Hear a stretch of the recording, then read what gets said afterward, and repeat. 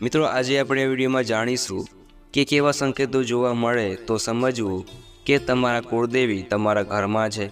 જો આપને આ વિડીયો પસંદ આવે તો વિડીયો લાઈક કરજો, શેર કરજો અને આપ આ ચેનલ પર પહેલી વખત આવ્યા હોય તો ચેનલ સબસ્ક્રાઈબ કરી લેજો, જેથી આવનારા નવા વિડીયોની માહિતી આપ સુધી પહોંચી શકે।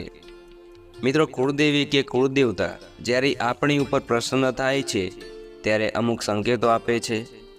કેટલાક સંકેતો છે કે તે પ્રત્યક્ષ રૂપમાં પણ જોવા મળે છે। તેને આપણે સમજીએ તો આપણે આપણી પૂજા આરાધનામાં આગળ વધતા જઈએ છીએ। આ બધા એવા સંકેતો હોય છે જે દેવી દેવતાઓ પ્રત્યેક રૂપમાં આપે છે। પ્રત્યેક સંકેતો બહુ ઓછા લોકોને જોવા મળે છે, પરંતુ જ્યારે પણ પ્રત્યેક સંકેતો જોવા મળે છે ત્યારે આપણા ઘરમાં દેવી દેવતાઓનું આગમન થઈ ગયું હોય છે અને આપણા ઘરમાં તેનો વાસ હોય છે। જ્યારે દેવી દેવતાઓનો વાસ થાય છે ત્યારે એવી અમુક ઘટના બને છે તે આપણે ક્યારેય વિચારી પણ ના હોય અને આપણું ઘર સ્વર્ગ જેવું બની જાય છે।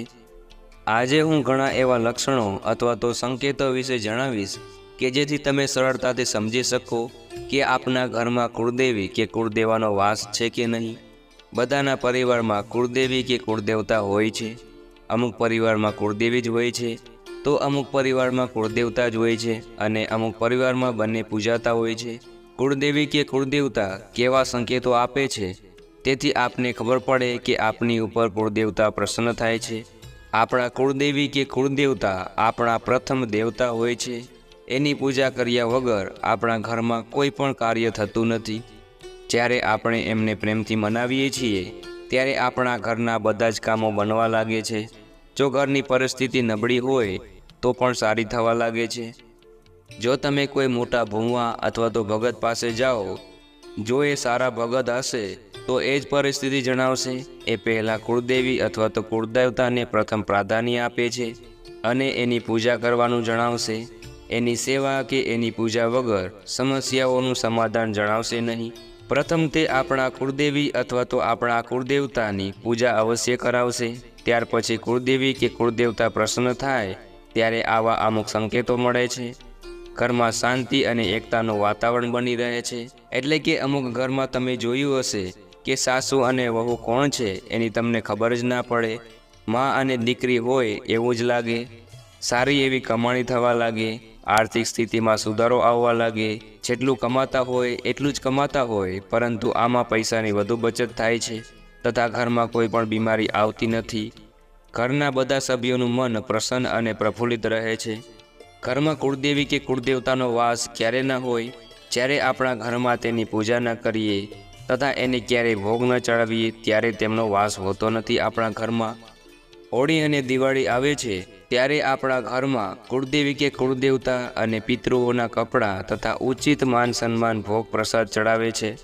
ઘણા લોકો એના મઢે પણ જાય છે। આ કરવું ખૂબ જરૂરી છે। આ 2 દિવસ એવા હોય છે કે આખું વર્ષ તમે પૂજા ન કરો તો પણ ચાલે, પણ આ દિવસે પૂજા અવશ્ય કરવી જોઈએ અને ભોગ પ્રસાદ ચડાવવો જોઈએ તથા એના મઢે પણ જવું જોઈએ। જ્યારે આપણે તેમને માન સન્માન નથી આપતા અથવા તો પૂજા નથી કરતા તો તે ક્રોધિત થઈને ઘરને છોડીને જતા રહે છે। કુળદેવી કે કુળદેવતાના સ્થાન પર જરૂર જવું જોઈએ।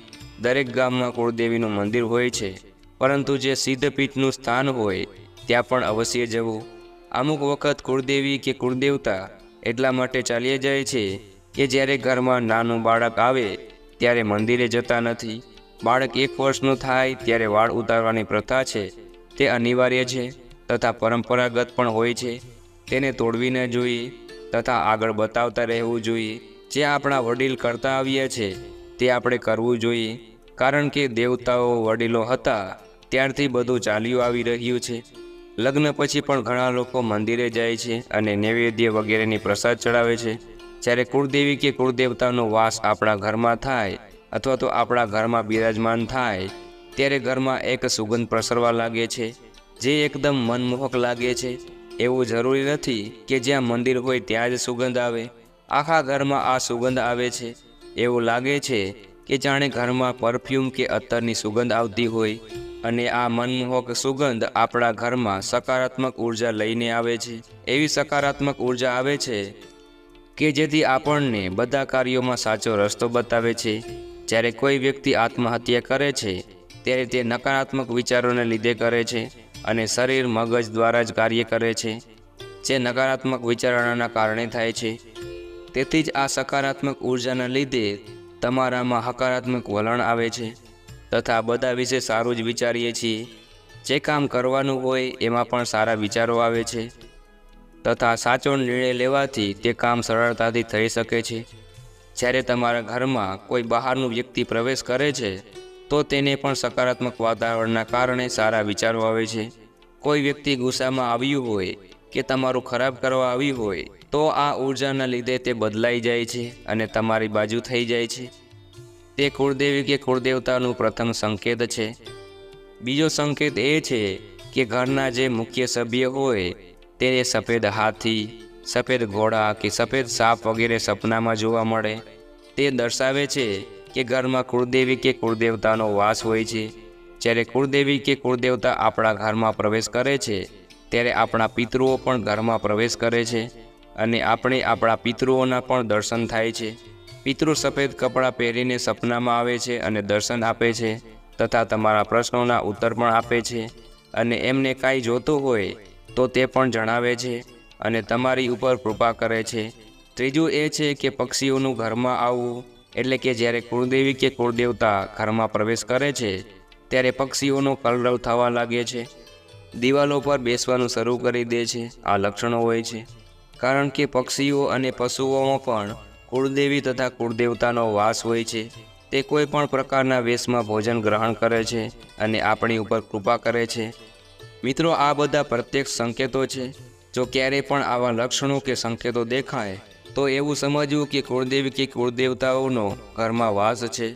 મિત્રો, જો આપને આ વિડીયો પસંદ આવ્યો હોય તો વિડીયો લાઇક કરજો, શેર કરજો અને આપ આ ચેનલ પર પહેલી વખત આવી હોય તો ચેનલ સબસ્ક્રાઈબ કરી લેજો. મિત્રો, મને સાંભળવા બદલ આપ સૌનો આભાર. સૌને મારા જય શ્રી કૃષ્ણ.